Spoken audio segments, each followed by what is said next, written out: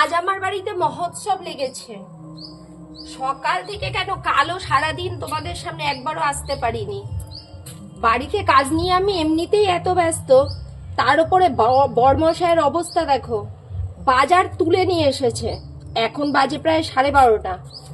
লইট্টা মাছ, মৌরালা মাছ, শঙ্কর মাছ, ইলিশ মাছ, আর কি জানো, দাঁড়াও, চিকেন।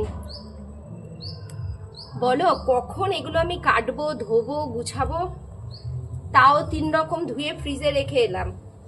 চিকেন, শঙ্কর মাছ আর ইলিশ মাছ, এগুলোকে আমি ধুয়ে গুছিয়ে ফ্রিজে রেখে আসলাম, ওগুলো কাটা ছিল। আর এগুলো দেখা এখন কাটছি। প্রত্যেক দিন তাহলে ওইটা মাছটা কেটে নিয়ে আসে, আজকে এটাও কাটিয়ে নিয়ে আসেনি। আমার না মনে হচ্ছে কি সবকিছু ধরে ধরে ফেলে দিই।